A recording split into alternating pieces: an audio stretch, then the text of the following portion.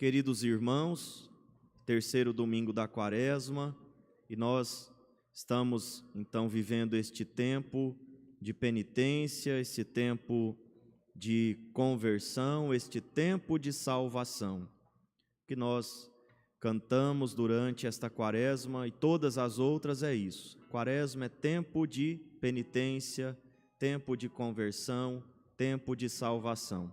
A finalidade de tudo o que Deus faz, a finalidade de toda a economia da salvação é a salvação.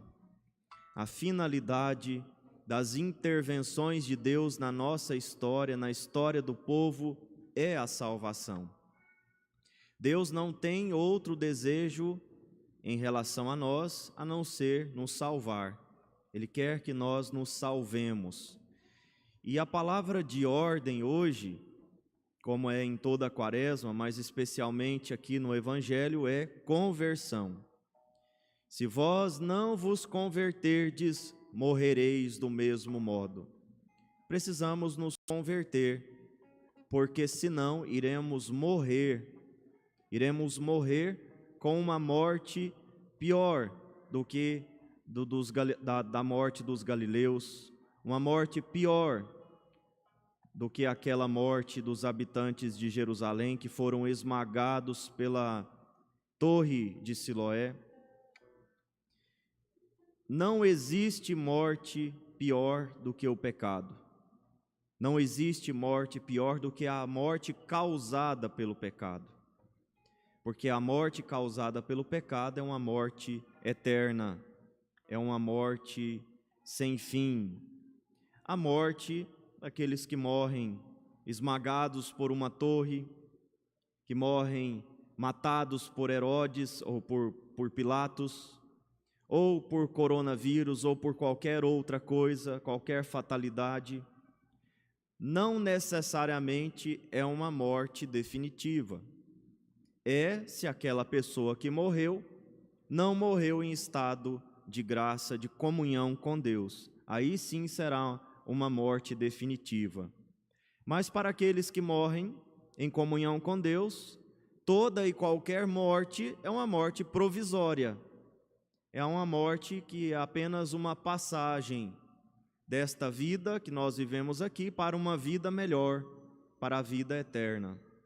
Na primeira leitura, nós ouvimos a história, a narração daquele encontro de Moisés com a sarça ardente, aquela experiência belíssima de Moisés na sarça ardente. É o encontro dele com Deus que se revelou, que se manifestou na sarça ardente. E Deus, como eu disse, também naquele momento tinha o desejo de salvar o seu povo do Egito. Não se trata de uma salvação assim simplesmente de um território.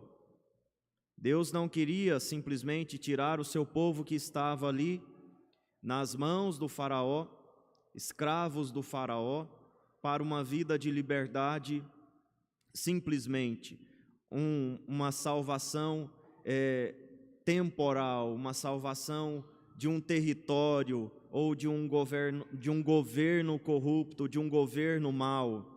Não é só isso. Aquela salvação que Deus realizou, tirando o povo do Egito e levando para a terra prometida, é, na verdade, sinal de uma salvação muito maior, muito mais ampla, que é a salvação que Deus quer realizar, nos tirando do pecado e nos levando para a vida da graça. É por isso que Deus chamou Moisés para essa missão. Foi por isso que Deus tirou o povo do Egito. Foi por isso que Deus fez aquele povo passar pelo mar aberto, a pé enxuto. Foi por isso que aquele povo caminhou 40 anos no deserto. Foi por isso que aquele povo entrou na terra prometida. Porque Deus tem a intenção de nos tirar da escravidão, do pecado e da morte e nos dar a vida da graça, a vida com Ele, a vida eterna. Jesus, então, no Evangelho, nos adverte nós devemos temer a morte eterna. Nós devemos temer a morte eterna. As pessoas vêm contar para Jesus que os galileus haviam sido mortos por Pilatos, numa morte cruel, numa morte chocante, e Jesus não fica impressionado. Vocês acham que eles são piores do que os outros, porque morreram desse jeito? Eu digo que não. Mas se vocês não se converterem, morrerão do mesmo modo, ou seja, vocês morrerão de verdade. A falta de conversão mata. Mata aqui na terra e mata na eternidade, para a eternidade. Jesus nos ensina também no Evangelho de hoje que Deus tem paciência, que Deus é um Deus compassivo, como nós cantamos no Salmo, que é um Deus misericordioso, que é um Deus bondoso, que é um Deus que espera, um Deus que confia, um Deus que sempre espera que nós mudemos de vida. É por isso, então, que ele conta aquela parábola da figueira. 3 anos, o patrão vai ali naquela figueira e não encontra nada, e questiona o vinhateiro: por que esta figueira está aqui, inutilizando a terra? Corta! E o vinhateiro, que ali representa o próprio Deus, assim como o patrão também representa o próprio Deus, mas o vinhateiro, que representa o Deus misericordioso, diz: vamos colocar adubo, deixa eu irrigar, deixa eu cuidar dela, quem sabe, vamos dar mais uma chance, quem sabe ela dê frutos. Se não der, daí o Senhor corta. Ou seja, chegará um momento em que será feita a justiça. Chegará um momento em que a justiça de Deus será feita. E se a figueira não estiver dando fruto, ela será cortada. Enquanto esse tempo não chega, Deus tem paciência. Deus oferece o adubo, Deus oferece a água, Deus oferece os cuidados, e nós podemos traduzir tudo isso pela graça. Deus nos dá a graça da conversão. Se é difícil se converter, se é difícil mudar de vida, se é um trabalho duro a gente mudar a nossa postura, nós não podemos reclamar que não temos ajuda, nós temos. Deus não nos deixa sozinhos nesta luta diária da conversão. Nós temos a graça de Deus, temos a Eucaristia, temos a palavra, temos o testemunho dos santos. Vocês precisam entender tudo isso como este adubo, como esse esforço de Deus de nos dar mais uma chance, de nos estimular para dar frutos. A vida dos santos, por exemplo, quando nós escutamos a vida dos santos, a gente fica com vontade de ter aquela vida também. A gente fica pensando: meu Deus, como seria bom se eu conseguisse superar os meus pecados, superar as minhas fraquezas e conseguir viver com essa mesma fé de Santa Mônica, perseverança de Santa Mônica, a determinação de Santa Mônica, de São José. Nós pensamos assim, é Deus nos dando uma chance, é Deus nos estimulando, colocando adubo nessa figueira para ver se dá fruto. Então nós podemos e devemos admitir que a conversão é um trabalho árduo, mas nós não estamos sozinhos. Deus, com a sua graça, nos auxilia. Sempre que nós quisermos, teremos a graça de Deus. Temos a graça de Deus, sempre teremos. Mas enquanto temos tempo, precisamos nos converter, porque chegará um momento que não haverá mais tempo, e a figueira improdutiva será cortada, e a figueira improdutiva será descartada. E que isso não aconteça conosco. Como eu disse, todo o esforço de Deus na história da salvação é para que isso não aconteça. Desde o convite que ele faz lá a Moisés, lá no Antigo Testamento, até a palavra que Jesus dirige a nós hoje, uma palavra dura, difícil de ouvir: se vocês não se converterem, vocês morrerão. Se tem uma coisa que a gente tem medo é da morte. O ser humano, de modo geral, tem medo da morte. A gente foge da morte, é até instintivo. E Jesus fala: se vocês não se converterem, vocês morrerão. Como aquela mãe que diz: não coloca a mão no fogo, que você vai se queimar. Não fique nadando nesse lugar perigoso, que você vai se afogar.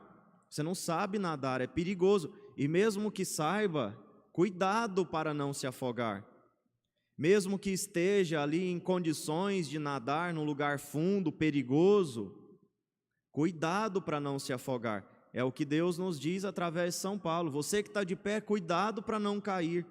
Então Deus faz essas correções na nossa vida o tempo inteiro, essas exortações, esses convites, sempre nos estimulando a viver a vida da graça, porque foi para isso que nós fomos criados.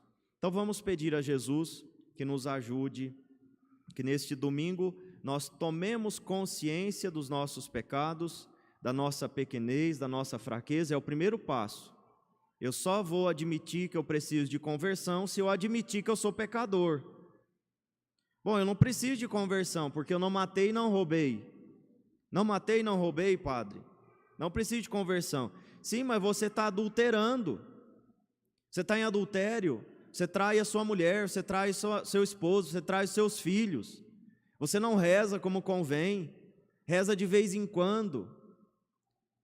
Falha as missas, sem motivo razoável. Você deixa de rezar, você deixa de comungar, você deixa de ir à missa, você não lê a palavra de Deus, você trai a sua família e tantas outras coisas. Fica vendo porcaria o dia inteiro no celular, na televisão, na internet. E aí você diz: eu não matei, não roubei, então eu não tenho nada para confessar, eu não tenho nada para mudar. Primeira coisa é admitir: não matei, não roubei, mas já fiz muita coisa e tenho feito muita coisa. Eu preciso de conversão. Só falta matar e roubar. Só falta matar e roubar, porque o resto já fez tudo. A gente diz isso tranquilamente: não matei, não roubei, eu sou uma pessoa boa, não faço nada de errado, estou no caminho certo. Mas e o resto? Está fazendo certo? Não. Então, falta muito. Não, estou fazendo tudo certo, estou no caminho certo, estou em estado de graça, me confesso com frequência. Então cuidado para não cair. Está fazendo a sua obrigação. E cuidado para não cair. Não confie em você mesmo. Confie em Deus. Se apoie em Deus. Se você realmente está em estado de graça, vivendo os mandamentos, todos os mandamentos, e eu digo é possível, porque senão Deus não pediria isso para nós, é possível viver em estado de graça, mas cuidado para não cair. É a advertência também que Deus nos faz. E é também, de repente, uma conversão. Não confiar em si mesmo, confiar sempre em Deus. Nós não somos tão bons assim como nós imaginamos. Eu já tenho certeza que não sou. Tenho muita certeza disso. Não sou tão bom assim como sempre imaginei. Deus é bom. Ele que me sustenta e Ele que me sustentará até o fim.